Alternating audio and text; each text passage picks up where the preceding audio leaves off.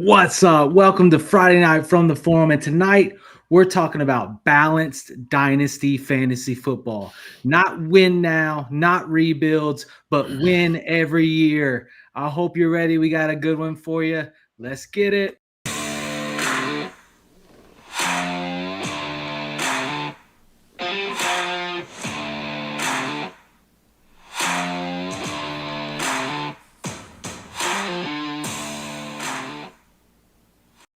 What's up, everybody? Oh my! We got a party tonight. I got Moo Moo the cow. I got Cisco ready to knock somebody's head off, and we got Sleaze flexing that receding hairline like nobody else. My God, we're talking dynasty fantasy football. Welcome to From the Forum. What's up, fellas? How we living, guys? Doing good, man. Ready to rock and roll. Will you teach me to football?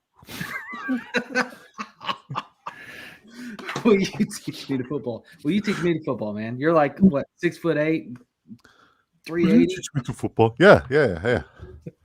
something Just crazy about. like that. We got some people in the chat. My mind as a weapon was first here.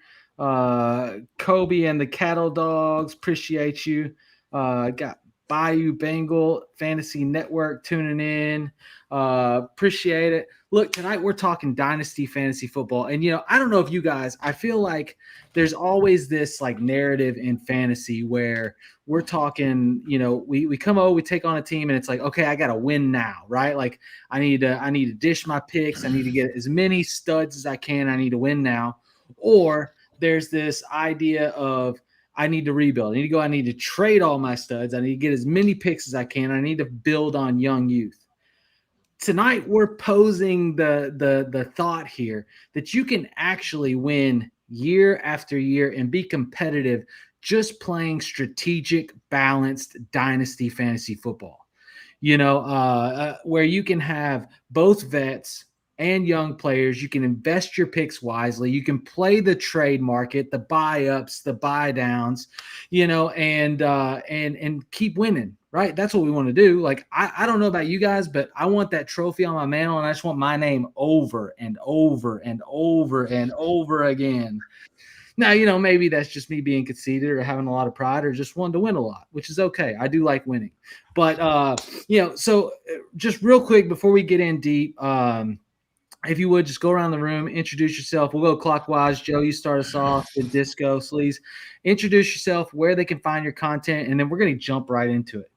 Keep this quick. I'm here every week. Joe Frick, Fantasy Football Advice Network. Find me on Twitter, JOEFRK. Pretty much anything that's social media, it's the same handle because I'm uncreative and I don't want to use more than 6 letters. Glad to be here, ready to party with these guys. And yeah, it'll be fun. Yeehaw. Yeehaw. Sleaze, go ahead.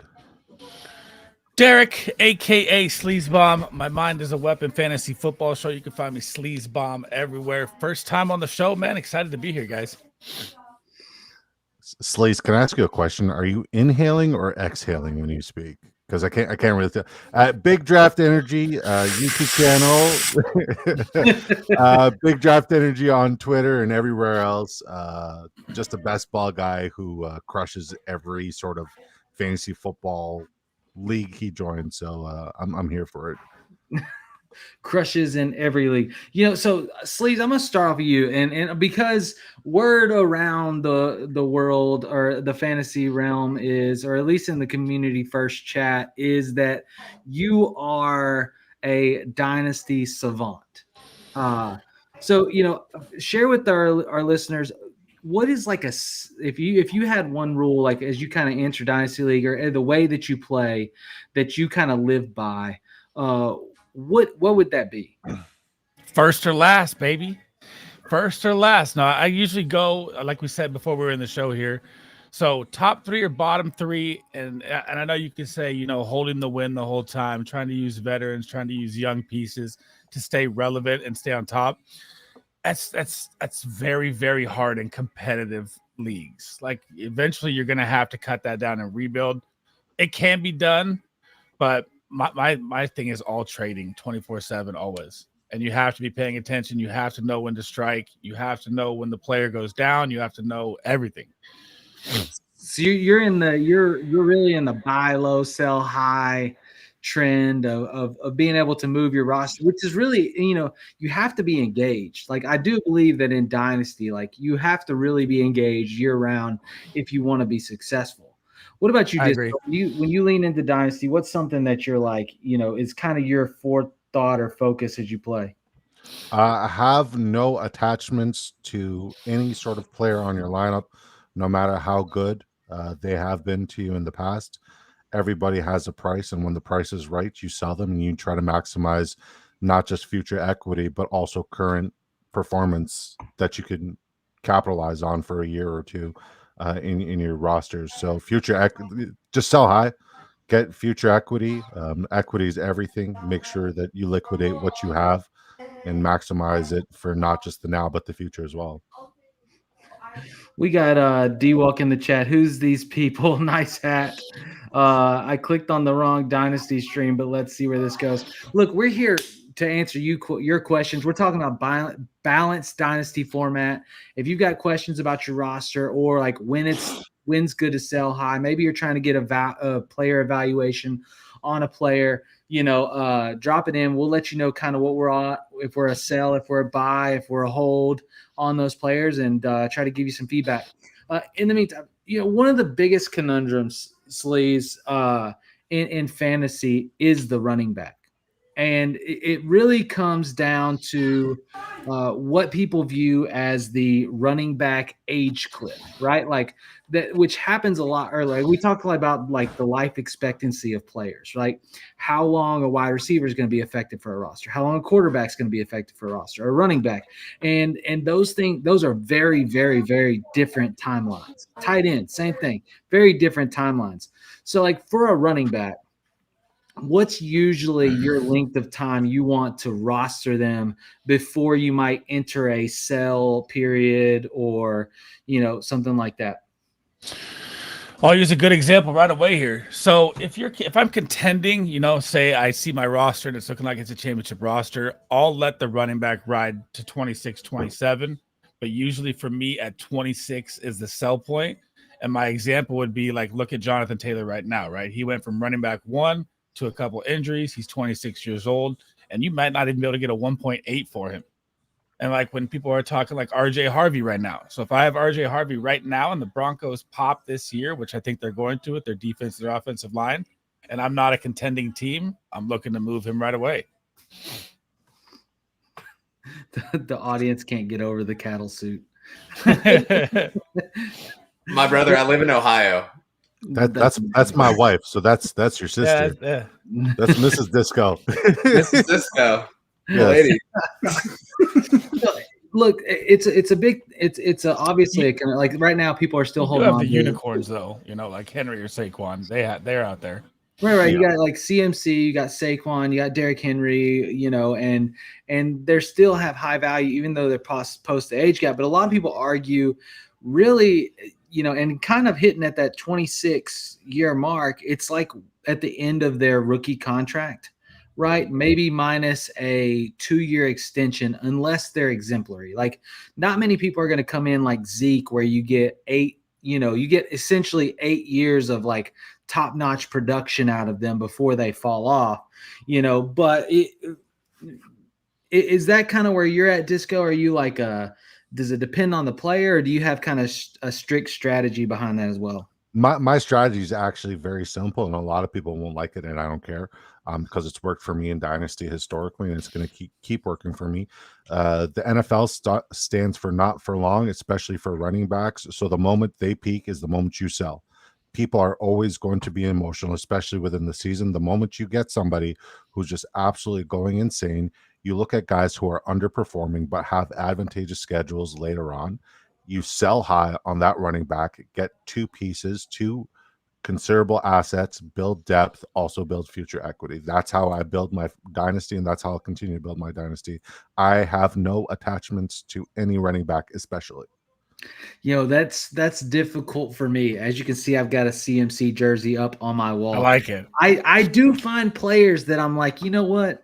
It's one of my guys. I'm gonna let them die on my roster. Like we're gonna ride it out till the end.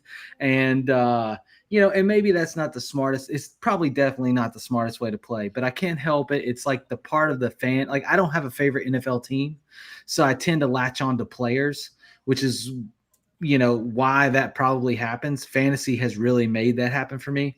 But no, definitely appreciate the thoughts on the running back. Joe, what about you? For running backs, are you at a specific space, or maybe is there another position that you're a little bit more careful on? No, I think running back is definitely the one to watch. To follow up with what Sleaze said, the key with that is there's too much information that's easily accessible that people know what that cliff is.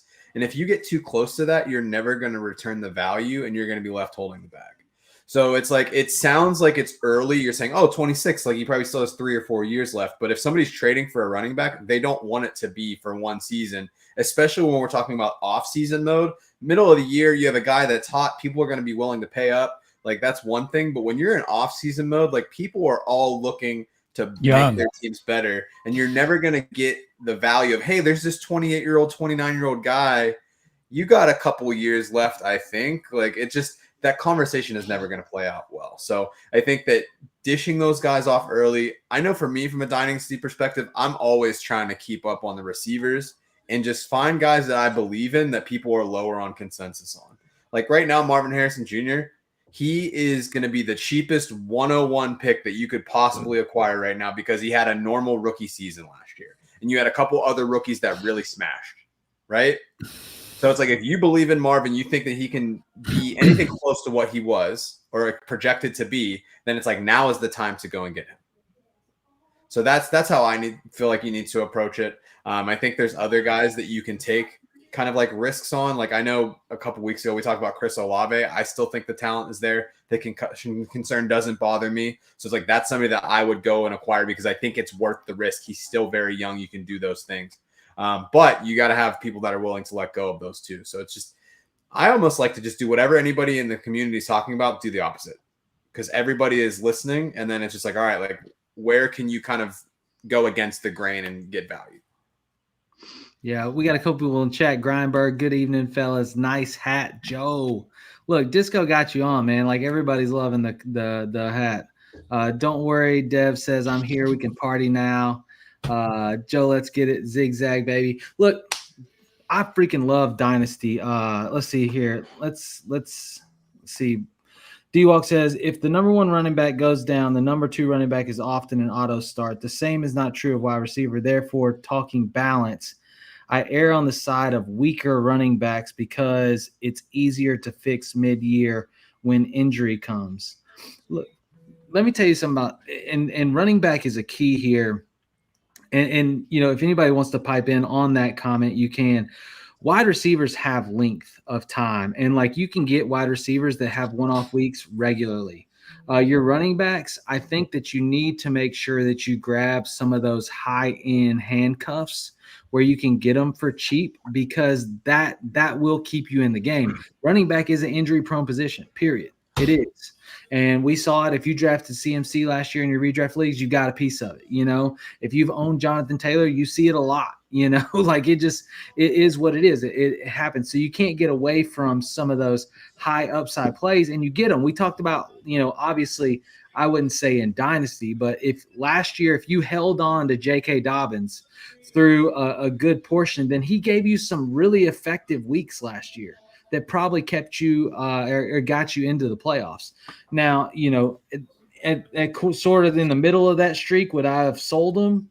Yeah. I don't think his value is going to get much higher than it did then. But I agree.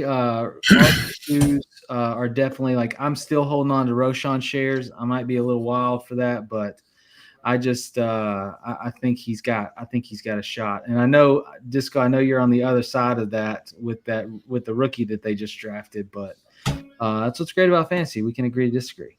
Jerry says, hi all. And then Des says, people give up on guys so early, it's crazy. So, Disco, I mean, in relation to what D-Walk said, how do you agree with that balanced strategy? Do you go at it a little bit different? I mean, it really depends. For starters, I would be more bullish on my running backs if I did anything like standard or half PPR, but I don't hate myself. I only play PPR exclusively. So therefore I get to prioritize, wide receivers and, better positions. I mean, if you play a half PPR and standard, It's disco after dark, boys. Here we go. God bless you. First off, half PPR half point for first down is how fantasy should be played, but people are afraid. That is a whole different debate for a whole different time, and we're here to talk about Dynasty, not about.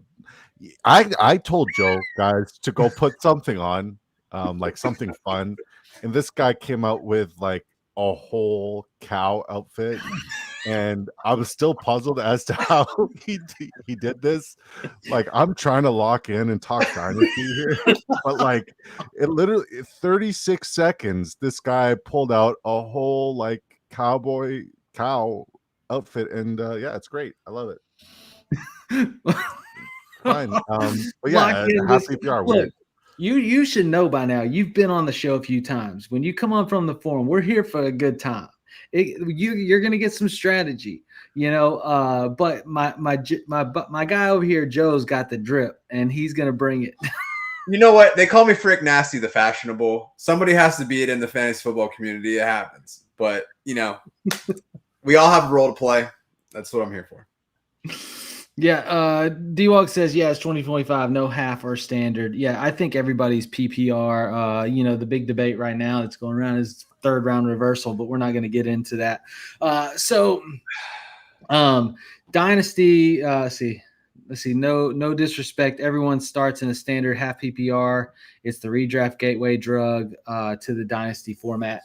Look, I will say this, Dynasty, like I love Dynasty. Dynasty gives me that ability to play in the off season. It gives me I love scouting players. I love looking at film. I like seeing draft spots. I like seeing like how the depth chart lays out, values, and that gets me excited because that's where I feel like it's like watching the stock market. My portfolio can grow faster than yours. Like that's how I kind of go at it, right? Like I'm gonna make trades, I'm gonna make moves, I'm gonna try to get the edge. I'm gonna buy low, I'm gonna sell high, right? This is Dynasty, period. That's how you stay in it. That's how you stay in the champ, because you can't just win for a few years and then be out, right? And everybody, you talk about managing key positions. We talked about that, like quarterbacks. Quarterbacks, I see so many people move, but like a quarterback's going to give you potentially, I mean, if it's a decent quarterback, which most leagues, you're talking about 16 teams or 12 teams, you're going to have at least one that's going to give you, 10 years of production. Wide receiver, you're probably going to get 8 solid years of production. Running back, maybe 4 years solid production, right? And that's probably close to the edge. Tight ends are kind of like maybe 6 years. Right? That position's changing so much. Well, the only thing that's really changing about it is we're starting to see relevant tight ends earlier. Used to, it was like you draft a tight end and you realize they're not going to actually do anything for your roster till like year 3 or 4, but we are seeing people make an impact earlier. So, do y'all kind of agree with those timelines? Any difference? I mean, at the end of the day, you kind of just got to look at everybody as their own entity. Ultimately, I don't think, a trend is bound to stay. You got to just analyze everything differently. We've been blessed with Sam Laporta, his rookie year. We've been blessed with Brock Bowers, his rookie year. We saw Sam Laporta fall off a cliff his sophomore year, and we're probably going to see Brock Bowers fall off a cliff his sophomore year as well. That's a player take, not necessarily a dynasty piece of advice or whatnot, but as I alluded to earlier, and this is going to be like the main trend that I keep going back to, what it comes down to is making sure that you invest at the right time, make sure that you're very opportunistic, and then sell high and get rid of them when their value's at like it's an unbearable high. And Brock Bowers right now, for like all intents and purposes, he's at an all-time high. Like he's in God territory right now, and when it comes to dynasty fantasy football players. So just there's never going to be a next Brock Bowers. I don't think Tyler Warren or Colston Loveland have that upside, and I don't think Brock Bowers has that upside either. So just get rid of him and move And forward. not that it's the end all be all, but currently on Keep Trade Cut, it would be a fair trade to trade 1-for-1 Brock Bowers for Bijan Robinson, CeeDee Lamb. Bonkers. Like, It's ridiculous, right? And for him to sustain what he did last year, and we're going to go into this being a player take, right? For him to sustain what he did last year, that run game would have to be anemic. It would have to average less than 2 yards per carry. It would have to be on second and long and third and long, the most in the NFL, like it was last year. They would have to do that. But with Pete Carroll, an improved offensive line, and that running back Ashton Genty, just a guy, you know what I mean? Just a guy. Yeah, but he just changed his stance. He's leaned over now. He's not going to be. I mean, yeah, it's good. It's just over. For Brock Bowers to repeat what he did last year, it's absolutely impossible. It was the perfect recipe for him to be spectacular. The same way it was the perfect recipe for Rico Dowdle to do well down the stretch, because the situation. There's 31 other teams with better running backs than Rico Dowdle that would have done just as good as Rico Dowdle did in Dallas's situation. And now people are drafting Rico Dowdle and trading for Rico Dowdle as the handcuff to Chuba Hubbard, and it just doesn't make sense, right? So you got to read the room, you got to read the schemes, you got to look at the ebbs and flows of the offseason. And Brock Bowers' situation was incredible, but it's not a trend. It's just like, this guy's an outlier. He had an outlier year. And good for the people who had him, because I sure had him when I beat you, Joe, in our IDP league, right? He was definitely on my team. Okay, cool. Just clarifying.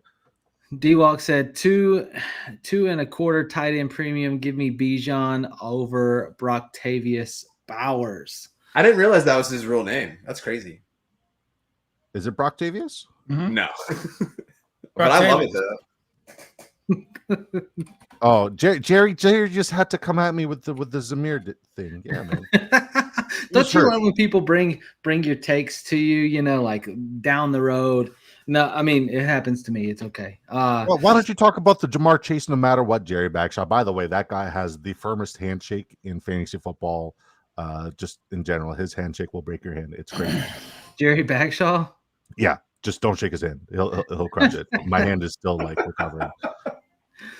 So Britt Bradford's throwing a question in here, and this is really a conundrum I think that a lot of people face. And Sleaze, I want to kind of peg this towards you a little bit, but trade picks or make picks, and I feel like people live on like opposite ends of this spectrum. Where do you lie, and like where would you push people? Depends on the situation. If it's a startup, I'm trading picks to make picks. If we're already through the draft, say we're in year 2 or 3, my picks are irrelevant to me. I'd rather make trades the whole way through. And I'll just turn that pick into another trade and keep rolling it over. Because my teams are, you want your team to compete. And if the people in your league are smart, you're looking at a 1-12 or a 2-12. And sometimes they don't know that. So I just keep rolling them over. So you're a trade churner. You're like the guy that does like 4 trades in a series of like 6 minutes that were all like preset, and then everybody goes, "Oh, wow! So how did you get from there to there?" Probably at like 300 trades between 15 dynasties already in the offseason. That's insane. It's absurd. It's really annoying. Oh, and when you brought up J.K. Dobbins, that was a good 26 point. As soon as he popped those 2 20-point games last year, I sold him in Disco's Dynasty right after that. Well, don't forget what I did with DeAndre Swift and Ramondre Stevenson. Right. They ultimately turned into Caleb no, I was using that Williams. as an age. No, gap for plan. sure. But they ultimately ended up in Caleb Williams, Bucky Irving, and Xavier Worthy. Those two at some point were higher than those guys in a dynasty startup, and I turned them into Caleb, Bucky, and Xavier Worthy. And I finished in the championship. So I mean, it's all about, once again, just knowing who your guy is. Going in, like I even got Chase Brown for dirt cheap. Going for knowing who your guy is, invest in your guy, going for them when the value's at an all-time low. Disco's in here flexing. So speaking of that, like let's get into what about what they always say, let's be specific. Okay. So right now in the dynasty landscape, let's get into a few players that you think are like at that peak trade away value, right? That like if anybody's watching right now, you're saying, hey, if you have this player, they're never going to be worth more than they're worth right now. Go sell them and try to get a player like this. You know, let's get into. We do one for each position? Sure. Okay. We'll do it. We'll go position wise. So we'll start quarterback. Sleaze, you want to go first? Because I got one right off the top. Go ahead. All right, Jaden Daniels. I got to get rid of him. In Dynasty? Stop Dynasty. It. 100%. Stop it. And I'll tell you why.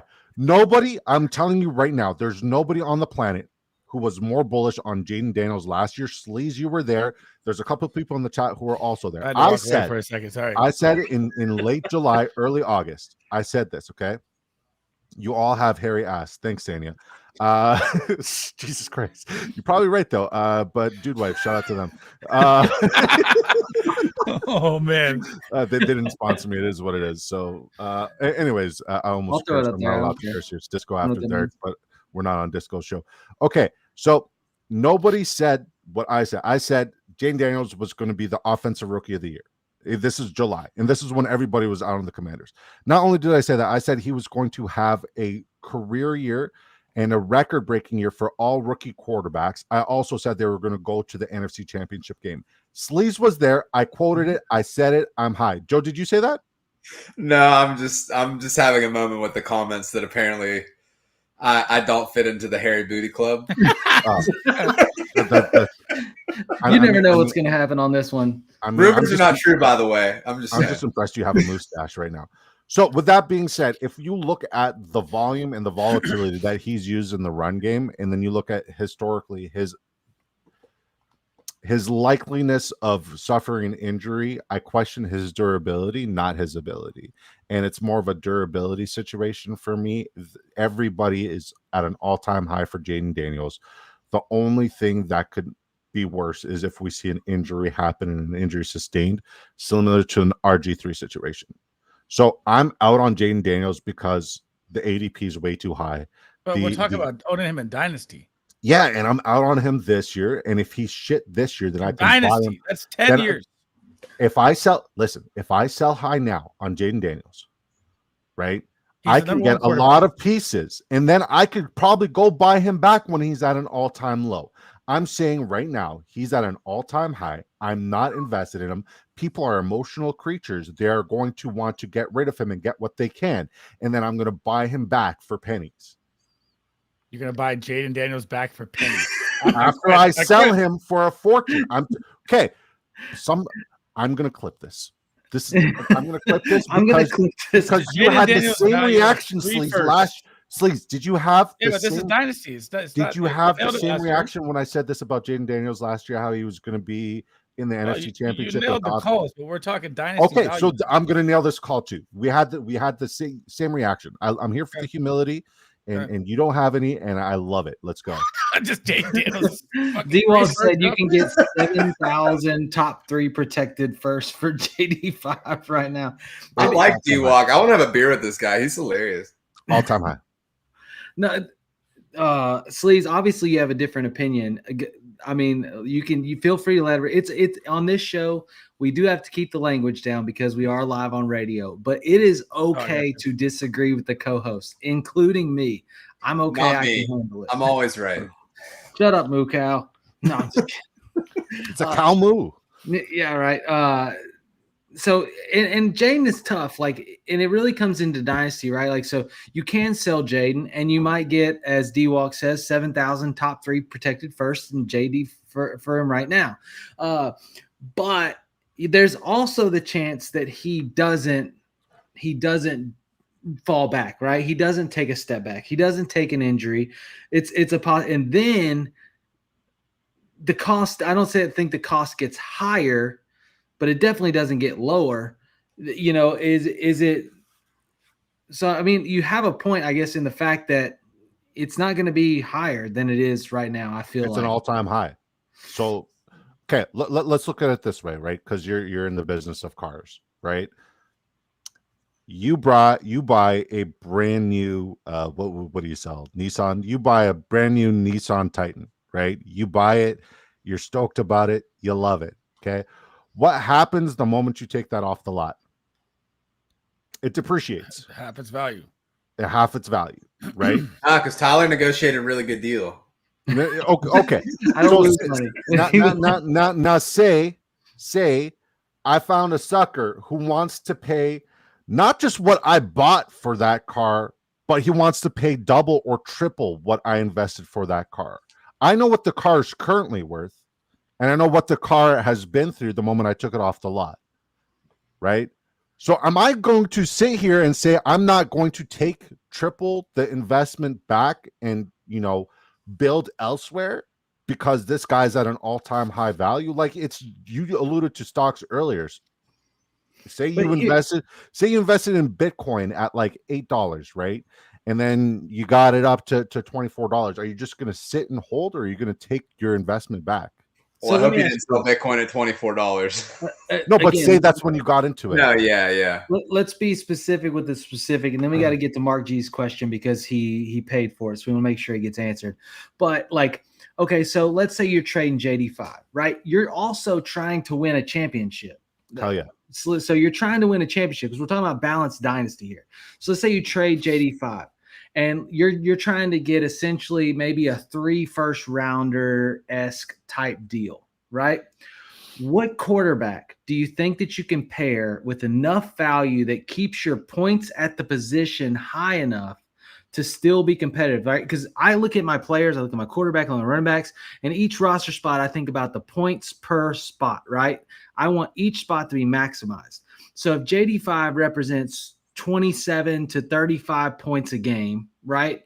Then what quarterback are you going after that has a lower value where you can still get all the buy highs that you need that's going to replace that production, or at least not be as much of a fall off that you're still running championships? Okay, so Sleaze knows me very well. He's my co-host on my Friendship Friday shows, the same way you guys kind of doing the Freaky Fridays with Joe here. Sleaze, who's the buy low quarterback that I would pair with, say, DK Metcalf? Caleb Williams. No, stupid. It's wrong. Who's my QB1 this year? Oh, I thought I keep going Dynasty. Patrick Mahomes. Yes, I would get a Patrick Mahomes, somebody who has shown that he has elite upside. I'm invested in the Patrick Mahomes revenge tour. And then I would also tag in draft capital and say a wide receiver like a DK Metcalf or Jerry Jeudy, even a Cortland Sutton, somebody who I know can perform now, and their value will go up at some point this season where I could flip them as well. But Patrick Mahomes is somebody who's at an all-time low right now, and JD5 is at an all-time high. So that's where I would go with it. So you're saying JD5 for Patrick Mahomes, a first round pick, and DK Metcalf or Cortland Sutton or something like that. Correct. And I would win that trade. I don't think it's a bad trade. I don't think it's a bad trade either. And Sleaze, that's why I would do I know that you're trade. over there scratching your head the whole time. I've been face palming it hard. Are you? I could probably also tack on more draft equity with that. If somebody puts that trade in your inbox, right? Mm-hmm. If somebody puts that trade in your inbox, or let's say they go, let's say they don't believe, let's say they're going to send you somebody like Drake May or even somebody with high upside this year that could be JJ McCarthy, like a Garrett Wilson. Yeah, they give you a JJ McCarthy, or they send you Kyler Murray, Marvin Harrison Jr. and a first for JD5. Are you going to take it? Marvin Harrison Jr. Of course, he's the number one. He's the number one guy to buy low right now. So say it's Garrett Wilson, Sleaze, and then I know you're in on Justin Fields. I know you like him. I know you're in on Trevor But if Lawrence. we're in a super flex and I own JD5, but we didn't say super guy? flex. We didn't say super flex. We're just taking drafted him. We got to hit Mark G's question. I want to make sure he gets it. There's 2 questions actually. What's up, guys? 2 questions. Trade an early 2026 first, probably 1 through 4, or for Emeka and Trey Benson. Who you rather have, Kyler or Jordan Love? Thanks. Okay, so first question, trade an early 2026 first, probably in the front half, for Emeka and Benson. No. Smash that. You're taking Emeka Emeka Egbuka is and special. Benson for a 1-4 next year. I'm not doing that. Mm-hmm. I'm not. Emeka If Egbuka it's- is going to be a if it's on top the- 7 asset soon. If it's on the Really? back side of that, I might be interested. Like Correct. if essentially I'm getting Emeka and Benson for like Caleb Johnson or Okay. I always try to, if you think about picks, you got to relate picks to players, right? Like you got to like attach a name to it or a projected name so that you can get a real value. Go ahead, Sleaze. Okay, so look at it like this. It does look expensive now, but when you're looking at 2026, say James Conner, injury history that he has every year, 4 games missed. Next year, he'll be 31. You have Mike Evans next year, 32. Chris Godwin next year, 30. Their injury histories are massive. Emeka Egbuka is special, and you will not be able to get that value come next year. I agree to disagree because this comes down to player takes, not necessarily draft equity. Like if we're just talking about player takes, I mean, DeMarcado got more work than Trey Benson, and Trey Benson was highly touted.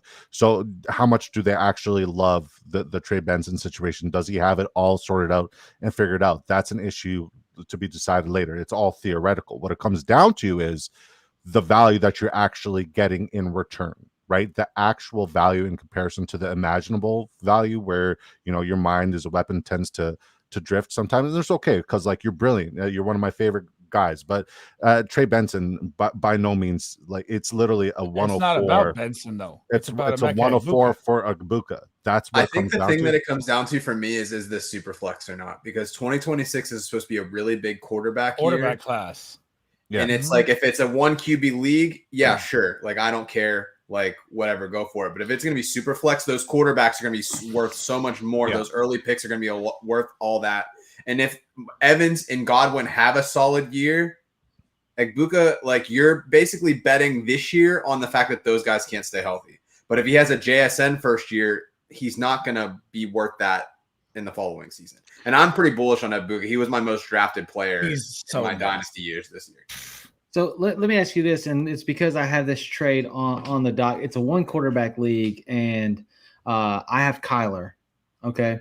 A guy is willing to trade me Lamar Jackson for Emeka Egbuka and Brian Robinson Jr.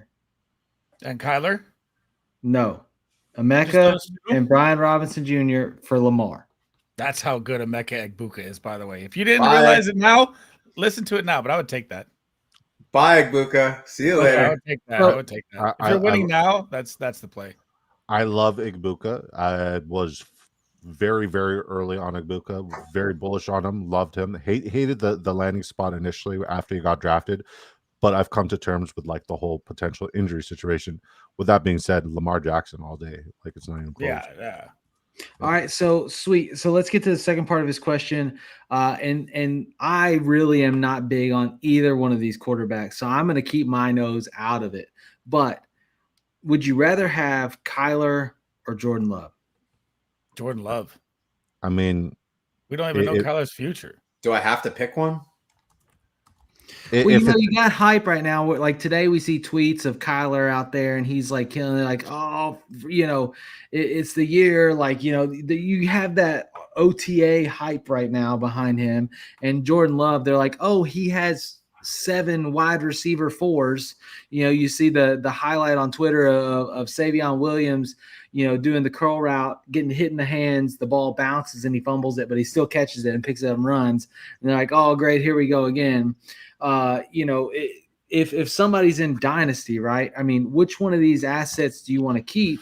And to me, really, neither one of these assets are ones that I want to build my roster around. So the question is, which one is going to have the highest value to sell faster? Why is Jordan Love not someone you don't want to build your roster around, by the way? That's a great question, Sleaze, because I mean, if we're out on Jordan Love, he was hurt last year, then there's an issue, right? We're being way too reactive on what happened last year. I think Jordan Love is a buy right now, and he's one of the better buy low options, and you 100%. Should buy low. Kyler Murray has given you every opportunity to get rid of him. This is like, you're never going to get a higher value because we know what's on the other side with Kyler. Whereas we saw Jordan Love be absolutely spectacular the back end of his first year when he took the helm there, and then last year, first week in Rio in Brazil on a slippery field, his knee or calf both popped. You And he know, played through it. and then he played through it the rest of the season. We're out on Jordan Love because he couldn't make the play action offense on the Matt LaFleur where he's supposed to roll out and be active and incredibly accurate. They still made the playoffs. They were still a good team. He is one of the better passing quarterbacks, one of the better arms. A healthy Jordan Love over Kyler Murray 10 times out of 10, unless it's like a super premium for rushing. But even then, Kyler is not going to give you that ROI, whereas Jordan Love, he's the best value. You can probably get Jordan Love and then some. I think that Kyler has a better likelihood of finishing in the top 5 this year, but I think that Jordan Love has the best out of the two. I don't think it happens, but because of the rushing upside, he could pop there. Whereas like Jordan Love, like he's going to have to throw for 40, 45 touchdowns to make that happen.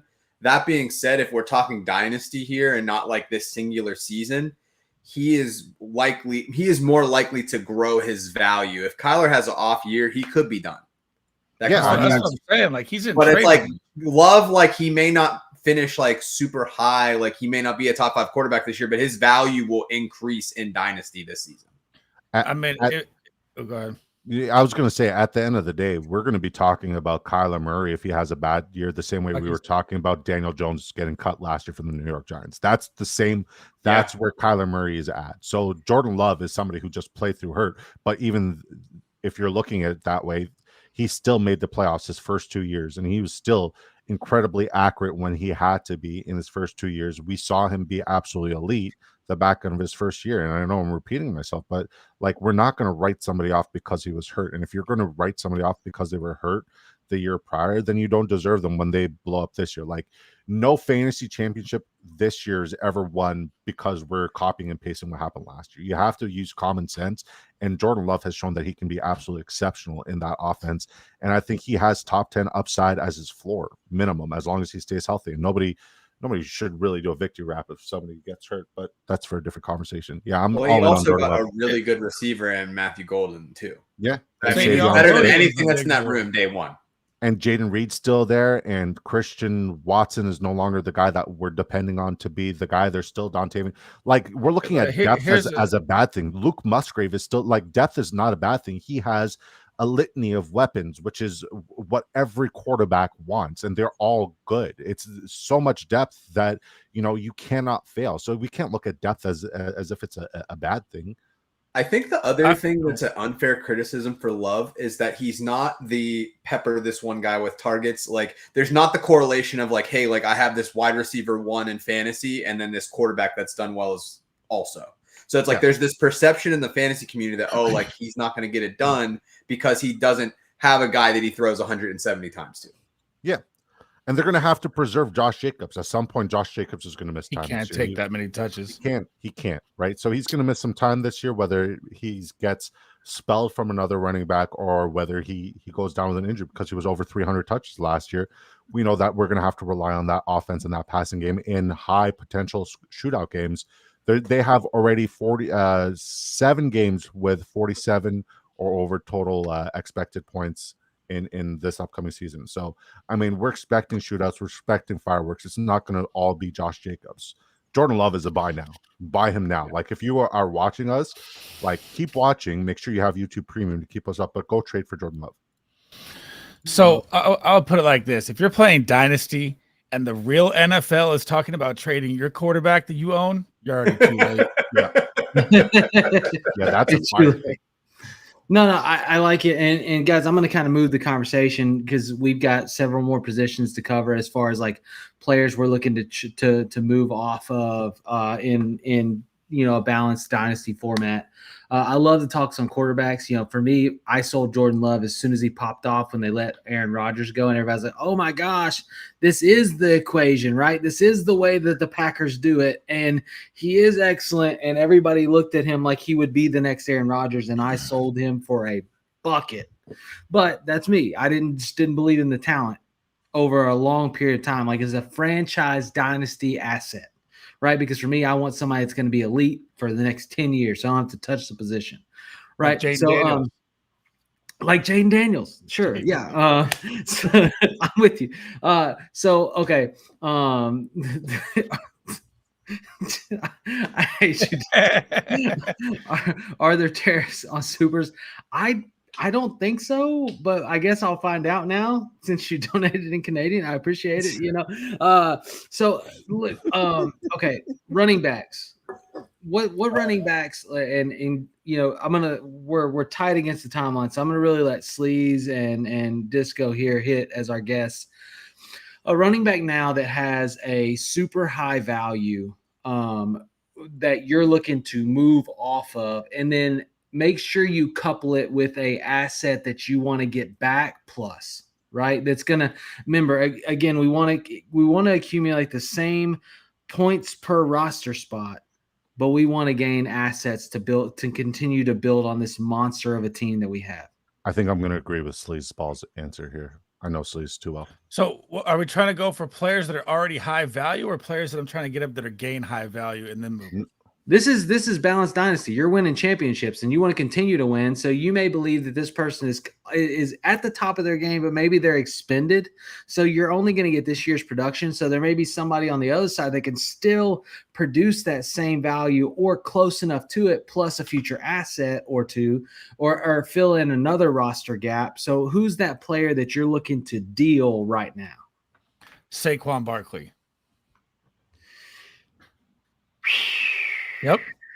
Saquon Barkley, 28, talking about retirement, 380 touches. Do you think the retirement narrative hurt his value though? Like, are you what do you get in that trade? Like, what are you trading Saquon for?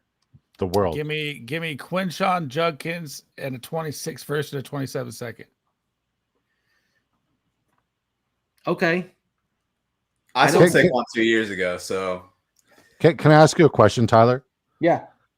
Historically, if you look at running backs who led the league in touches, everything, in touches and everything, historically, when you look at those running backs, what do they do the following season in fantasy? You talking about the curse of the 300?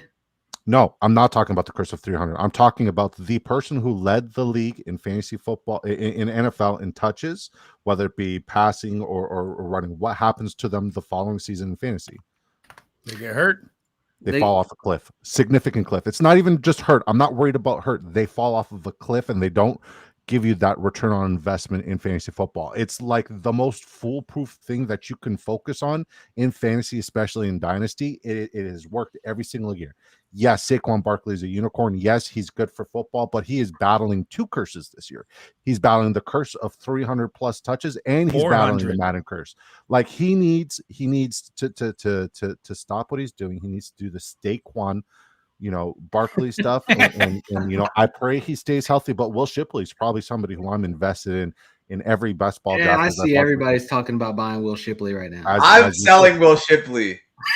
There's no way. You're also wearing a cowboy hat. Erroneous accusation. Don't make the outfit personal. Don't make it personal. Okay? I did this for you, by the way. I know you did. I'm so grateful. It's I keep okay. So Saquon. I would also say Breece Hall. I'm just out on Breece Hall. I don't care about the age, nothing. Isaiah Davis is somebody I want in my back pocket. I'm just telling you. I've said this like 5 times. I think Breece Hall's value right now, which is still decent off a bad year, is the best it's ever going to be. Philly water is different. Barkley will be even better for no reason at all. Philly water is dirty. Okay. I hate Philly so much with everything. It's not going to be better. Okay. Philly cheesesteaks are overrated. Love it. Again, we got to keep cooking. Even though Joe, they both gave the same in agreement with Saquon. Is there anybody that you're moving off of this year? I was trying to move off him before the draft because I thought that they were going to draft somebody. People are going to forget that he's a 5th round pick and he's tied to an elite offense, but they're probably going to replace him at some point. Chase Brown, give him a couple big games. He'll probably be really good this year, but long term, like we were saying before, the NFL knows more than we do, even if we sit here and talk about it on YouTube. 5th round capital for a reason. So I just dealt Brown, Chase Brown for BTJ straight. What? You're crazy.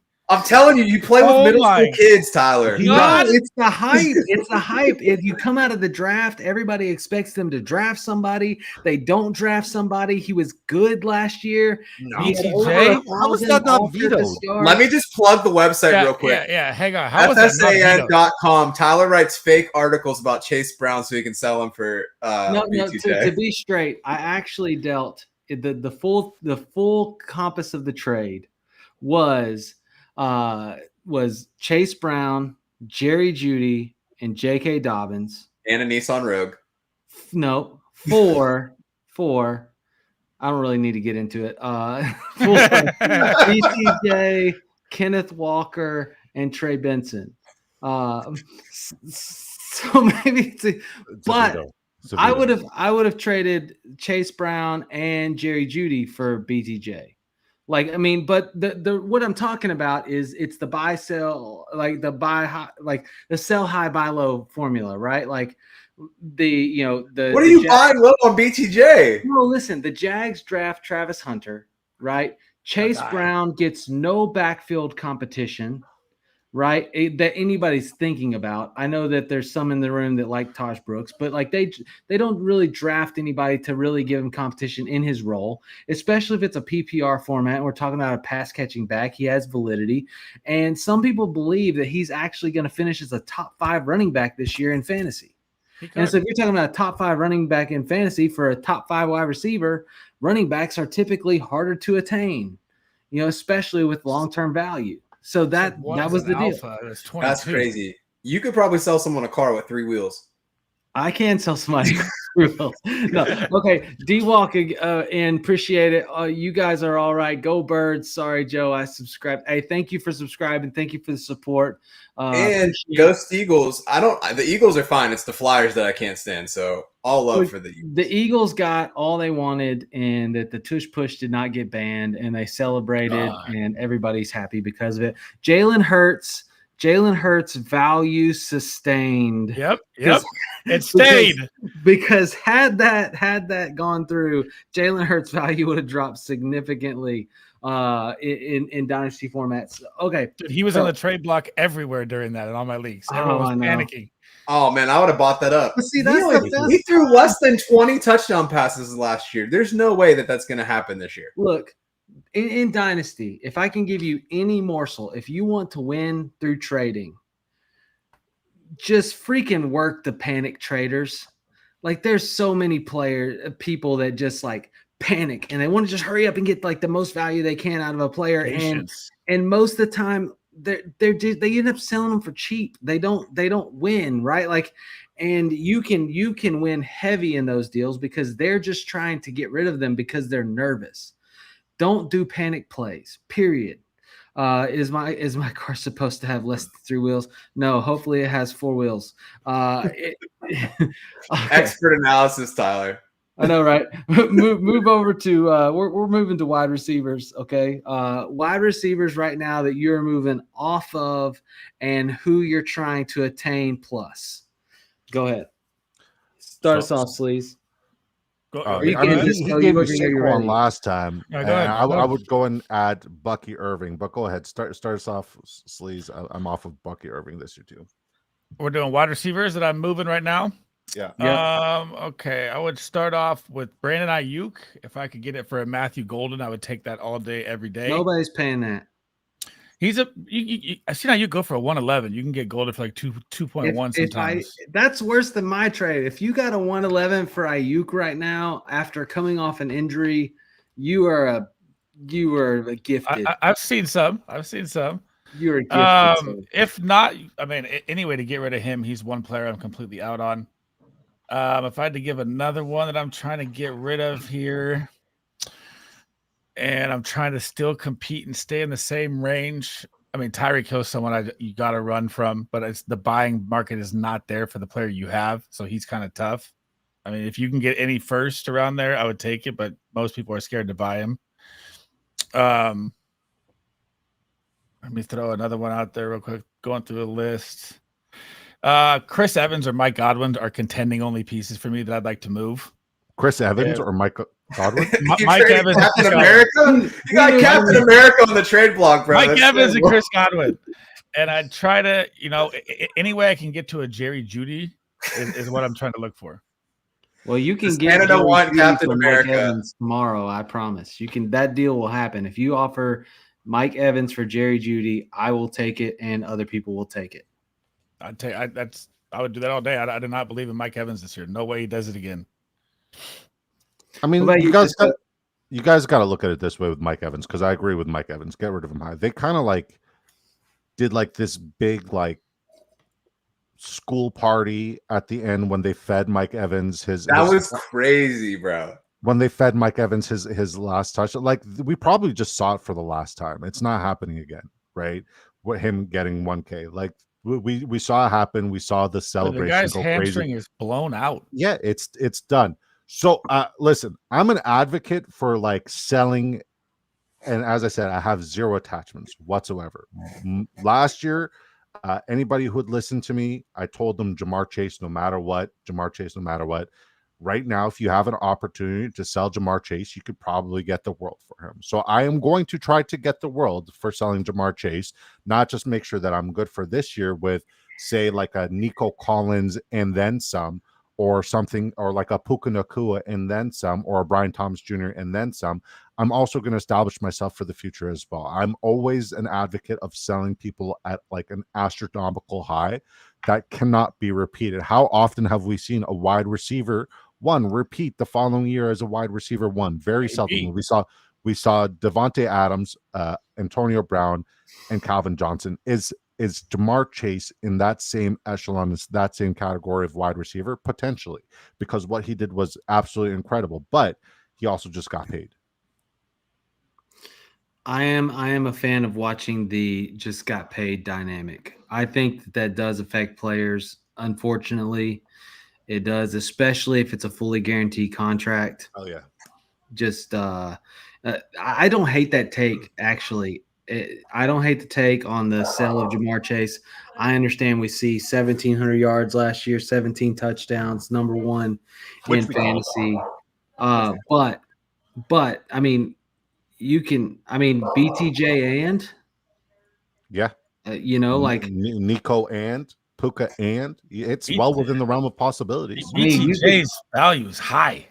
So on the but flip it's not of that, Jamar Chase. Like somebody would pay you Nico and BTJ to get Jamar Chase. Oh my So god! I bought Looking Jamar at that Chase. league. I bought crazy. Jamar Chase from a draft. I sold him for T. Higgins, my first, which would have been Hampton, and then a late 2026 first. That's exactly what we're talking about. That's what he's worth. Yeah. And I was fine with that. Yeah. I don't think you can get both BTJ and Nico, but I think you could get like a BTJ. I think you can, because I don't think, weirdly enough, maybe it's draft capital, but for some reason, the world doesn't seem as high on Nico as he deserves to be. Okay, so like we're talking about different like realistic. I feel like they put Nico in the same panel as Cortland Sutton. I traded Chase Evans and I got Tony Pollard and Jalen Warren, and I was happy. I'm like, I got Jalen Warren and Tony Pollard for Chase Brown. This guy gets Brian Thomas Jr., Kenneth Walker the third. So I mean, like, yeah, it's well within the possibility to get both of those guys, both Puka and Nico and Brian Thomas Jr. But I don't think you could get both of them. Like, I don't know a league that I'm in, and I'm in several dynasty leagues where I could get both of them. I could get one of them and then some. Yeah, it's a real trade. I'm telling you, dude, it's weird. It's weird. I know we're close on time. There are some players in the NFL that fantasy people just do not latch to, and they put them over here in this corner like they're like second-rate citizens. And Nico Collins is one of those players. Like people don't look at Nico and go, "This is my wide receiver one."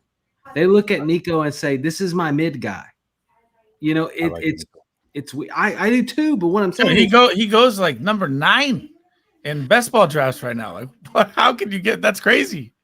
If you can get that trade, I need to see that. Send it to me. I do want to see it too, but I mean, I haven't seen it possible. But I can imagine somebody's panicking and wants to get Jamar Chase because they're reactive. I just don't have those people in my leagues.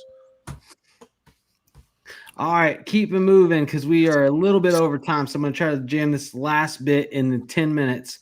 Let's get to tight end. Who is a tight end that you're moving off of now, right?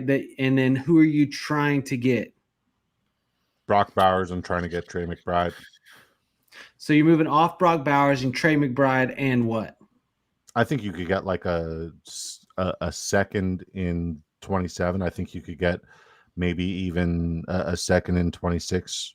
And if they're really desperate to get Brock Bowers, which a lot of people are, especially the Raiders fans, it's kind of like their messiah. You could probably get a future first as well for Trey McBride. And Trey McBride, he's only got sustainability and longevity and more rapport with Kyler Murray. The only thing that we're missing there is touchdown progression, and once he gets the touchdown progression, he's going to kill it because he's been as consistent as they come. Brock Bowers has a completely different scenario and situation, and for him to repeat, I think, is next to impossible.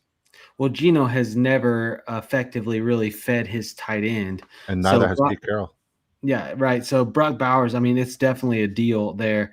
I like Trey McBride, and I do think tight end is a weird position. Like you get starting franchise position tight ends in the second, third, and fourth rounds.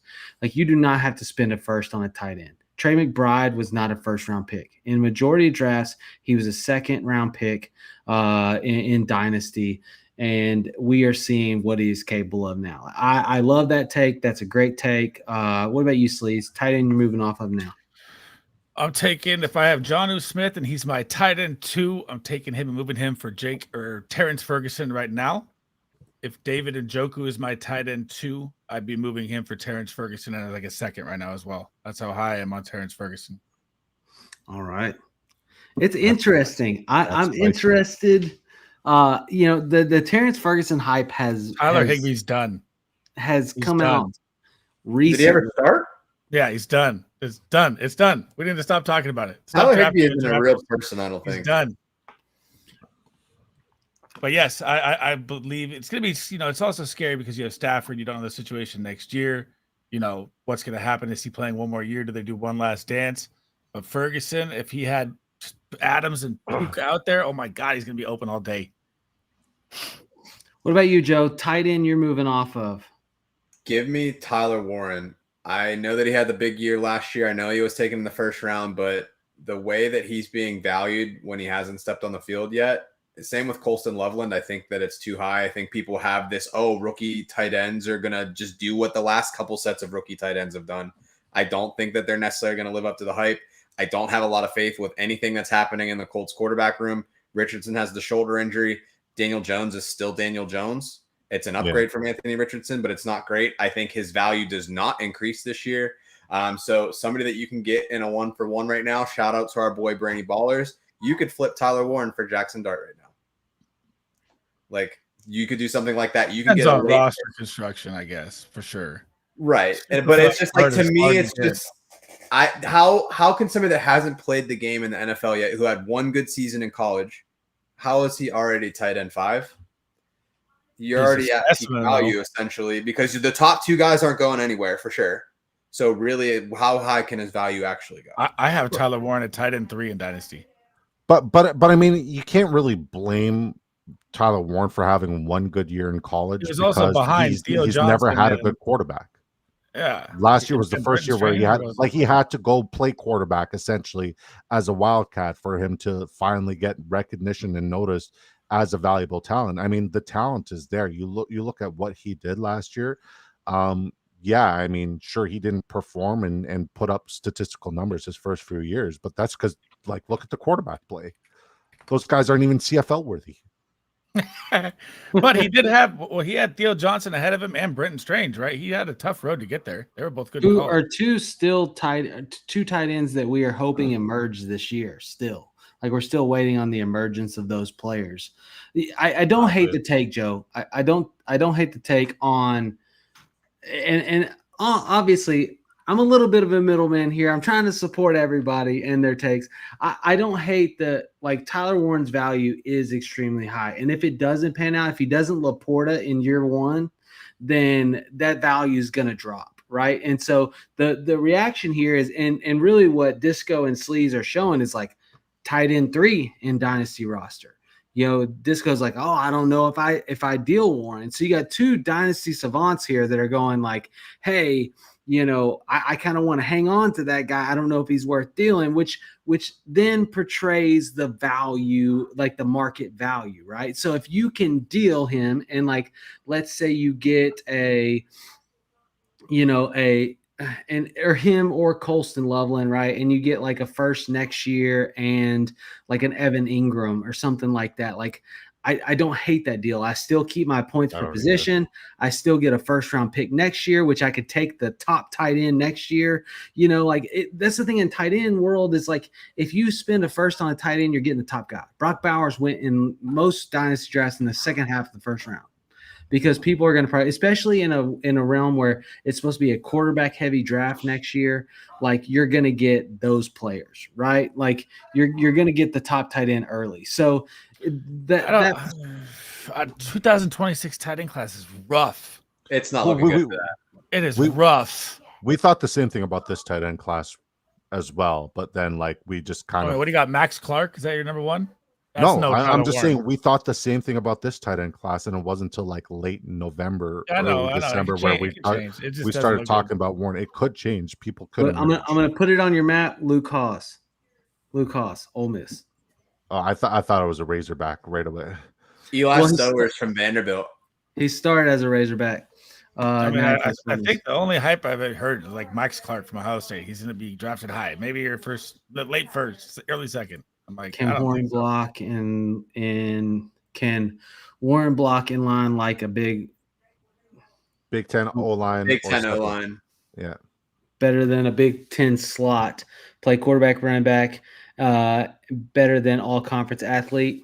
Yeah, it's a fair point. By the way, if you're tuned in still, I appreciate you. We are 10 past the hour. Thanks for the support. Hit the like button, hit the subscribe. My people, you're awesome. Look, we've got to round this thing out because I know both these guys, I think, are on East Coast time, which means it is well past their bedtime hour. Most likely, some of us are crazy, but I might live in that world. But yeah, exactly. The yawn hits as I say it. No, real quick, I just want to go around. Joe, we'll go Joe, Disco, Sleaze. I want you to just share with the audience one balancing principle that you live by in Dynasty to try to continue winning year over year. It can be in short. It can be essentially a theme to live by, right? But like, what is that? Like, if you can leave the audience right now with one thing left over from this show to help them win year after year after year, what's that? What's that verbiage of truth? Go ahead, Joe. You look like you're in deep thought. Yeah, I would just say that if a player is being valued extremely higher than what they are in real life, it's probably time to sell. Yeah, that's great. So like Justin Fields, great fantasy quarterback. When you saw him have his breakout season, you were probably like, I'm set for the rest of my life as long as he's playing quarterback. Pretty much out of the league if he doesn't get it done next year and with the Jets. So the fantasy value and the real value, they have to have some correlation. Yeah, I'm a sell on Fields. That's a good take.